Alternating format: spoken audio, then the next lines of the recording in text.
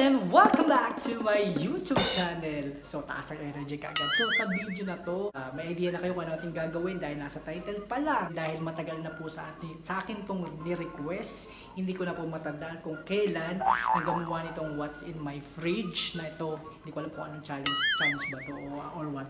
So, pagpasensya niya kung medyo madilim yung ating background kasi po tagdipid po kami dito ng kuryente, tagdipid sa ilaw. So ginawa ko tong challenge na to dahil sa akong sakto dahil day off ko nga po at the same time is naglilinis na rin ako.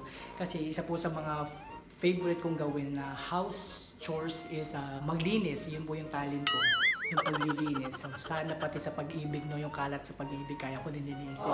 But anyway, hugot pa rin. So ito na nga. So paalala lang po kung ano po yung makita nyo sa loob. Hindi po yun nagre-reflect sa pagkatao ng bawat isa po sa amin. Siguro, sadyang medyo may makalat. Ano yung makikita nyo. At hindi ko po ginalaw kung ano man ang nilalaman nitong nasa loob na to dahil mas gusto ko po yung totoo para totoo lang tayo dito. So mapapansin nyo, itong rep namin na to na kulay ano siya, dark blue ba itong tawag na to? And may mga ano siya, pabulak-bulaklak na yan. So siguro ang height nito is siguro mga nasa 154 cm. Kasi konti lang naman yung tinaas ko sa rep na to. Kasi ang height ko is 158 ba? 158 o 156. Hindi rin ako sure. So mapapansin nyo, sa taas pa lang, umaapaw na. Wala na paglagyan. Hindi ko alam kung bakit dito nilagay nila to. Supposedly, dapat ito sa sa cabinet nila to, sa food storage nila. So, simulan natin sa pinaka-taas natin, sa freezer. So, magsimula tayo sa freezer. Well, good luck. Good luck. Ayan po ang ating sa pinaka-freezer. So, meron tayo dito So, I think isda yata to. Nakadakala talaga ako. So, isda to. Hindi ko alam kung anong isda to. Ayan, minced meat. So, hindi ko alam. Siguro baka pang-ulam to o pang-spaghetti. Hindi ko alam. Yan, isda pa rin. Ano pa ba to? Ayun. Hipon. Hindi pa hipon pa siya. Nangialam ako. So, sa mga kaibigan ko dyan, sa roommate ko, pagpasensya nyo na kung pinakilaman ko yung mga yung mga laman-laman nyo. So, hipon.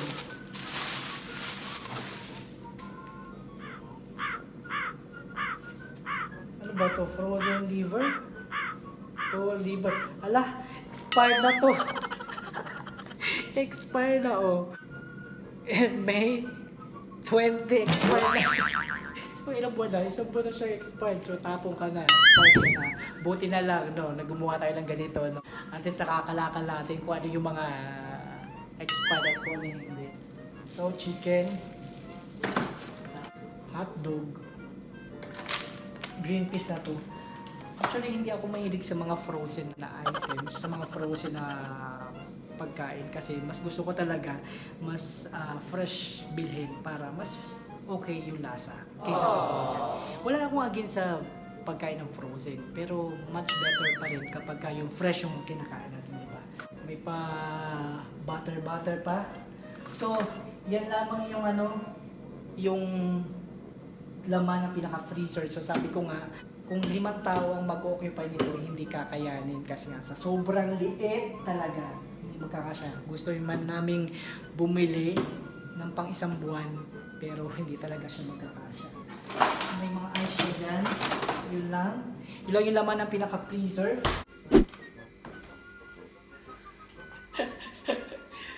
Ayan po. Wow! Dito medyo maraming laman. Maraming laman dito So, meron tayong paano dito pa lemon. Kay kay Paolo. Kasi mahilig siya sa lemon. Mahilig siyang uminom ng tea na may lemon. So, meron tayong crab na to. Hindi ko alam kung ano ba to. Cheese spread.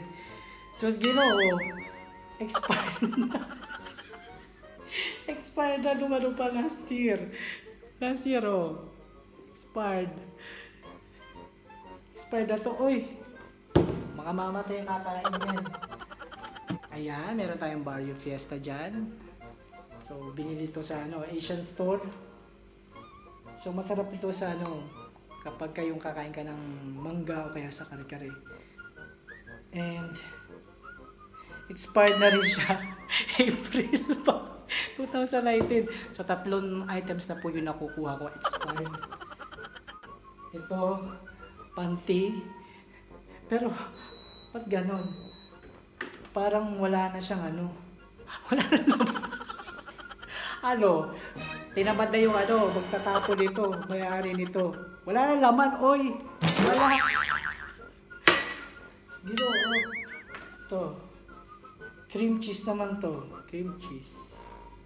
Ito, okay pa to. Hindi pa to expired. Sakto pa yan. Ito, pang sa mga carbonara o kaya sa spaghetti. Meron tayong parmesan. Parmesan na yun? Parmesan. Hindi ko alam ano po pronounce. Okay pa naman siya. Meron tayong jam, strawberry jam. So, kunti na lang po yung laman. Alam nyo na, kailangan ng palitan. So, okay pa naman to. Pansin ko lang puro mga kukunti na mga laman Ano pa kayo pang ubusin? Ito, expired na to. Noong pang February. Kaya, so, ibig sabihin, kaya po marami siya. Kasi yung mga, ilan lang items. 5 items na yung nakukuha ko expired. So, tumutunog na po siya. Pagpasensya nyo kung tumutunog yung social kasi itong rep namin Kapag kayong nakaiwang bukas, automatic siya siya. Tapos ito, tomato paste. Okay pa naman siya, hindi pa naman siya expired. Bakit ito nakalagay dito? Dapat dito yan. So, olives. Alam niyo ba, masarap ang olives. Isa din sa mga gusto ko ng mga olives. Masarap siyang kainin yung olives. And ano ba, expiration nito? Teka.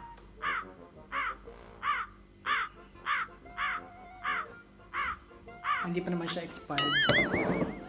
Pasok pa siya. Ano ba ito? Hindi ko alam kung ano to. Sus, suka lang pala to. Inilagay pa sa rep. Ano ba? Suka. Tapos meron siyang itlog. Isa na lang yung itlog. So, ano na to? Ibig sabihin, kailangan nang bumili. Ito, tom yum. Tom yum. Masarap itong tom yum na to So, hindi pa naman siya expired. Pasok pa siya. So, parang nangyari. Parang nilinis ko na lang yung rep. So, bilisan natin dahil mahaba-haba to. Ito, ano ba to? Mayonnaise. So, ayun ko bakit may sila sa mga cheese. So, hindi pa naman siya expired. Dito naman tayo sa second layer.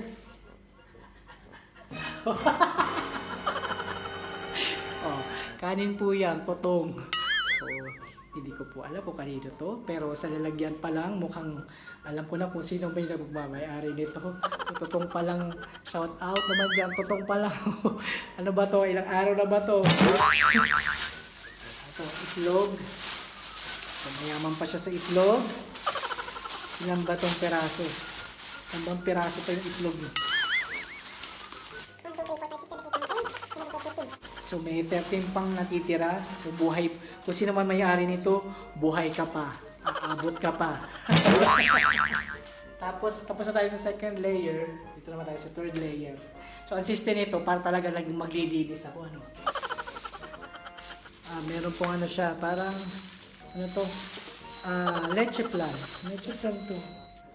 Fresh milk. Fresh milk siya. So, matagal naman ang expiration nito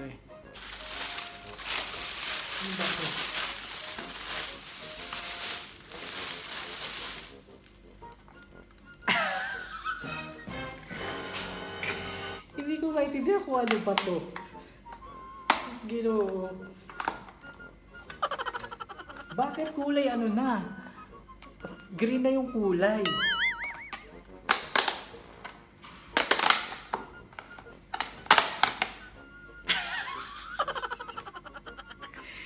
So ito po, Hipon po siya. Pero anong nangyari? Hipon ba to o manok? Hipon. Pero anong nangyari? So, ano naman to?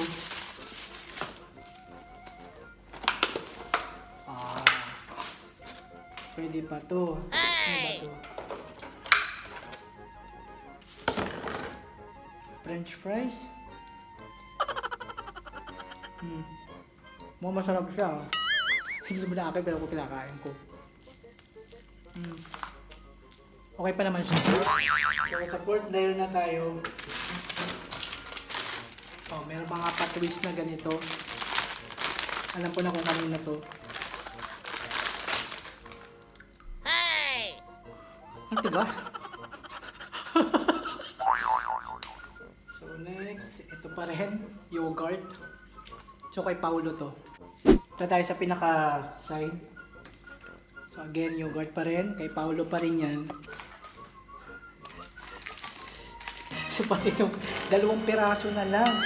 2 piraso na lang, hindi mo pa kinain. Kung na lang uubos. 2 piraso na lang, di pa umubos. Masarap ba ba harap? Harap ka. Parang ano siya? Pita. Kinain ko lang yun sa akin. Mga orange na to. Ba't dito nakalagay? So dito talaga magkakalaman kasi na yung mahilig mag-ano.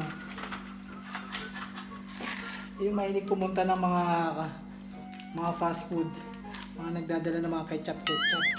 Tapos meron ding ano dito, cheese. Ang dami nilang cheese.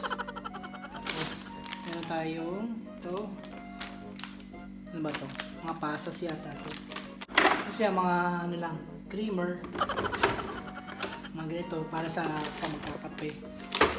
Tapos juice. Salted shrimp. Yan, parang ano to, bagoong. Alamang. So hindi pa naman siya expired, pwede pa to. Meron kaming orange. Ano pa? Lemon. So kay Paulo to. Cucumber. And then, ano pa ba to? Plastic na lang. Tubig. Ayan, meron tayong mga, ano tawag dito? Dilis na to, masarap to. Tapos, ayan. Vinegar. So, yun lang yung laman niya. Kunti lang naman yung laman dito sa baba. And that's it guys. So, tapos na natin gawin tong what's in my fridge na to. Natanggal ko na yung mga dapat kong tanggalin. Marami ako mga nakuha, mga expired. Siguro mga 5 items. Ang mga nakuha kong expired. Sumakto talaga na gawin ko to para matanggal ko to mga ganitong expired. So, I hope na nag-enjoy kayo sa what's in my fridge na to. At sa totoo lang po, hindi ko po fridge yan. Dahil yung po fridge po namin, yung rep po namin is na doon sa loob, sa kwarto namin. So, ito pong fridge na to is 3 ka-roommate namin. Kasi nga, kung 5 kami dito, hindi po magkakasya lahat ng 5 taong pagkakasyahin hindi dyan. Ay, 5 taong pagkakasyahin. Kung 5 tao maglalagay dyan, hindi po magkakasya. So, sa taas pa lang, di ba? Sa freezer pa lang, kung 5 tao ang maglalagay ng items dyan, so hindi kakayanin. Kaya meron kaming separate na rep. But anyway, so okay na rin na ginawa ko to dahil nakatulong na rin ako para malinis ko yung fridge nila.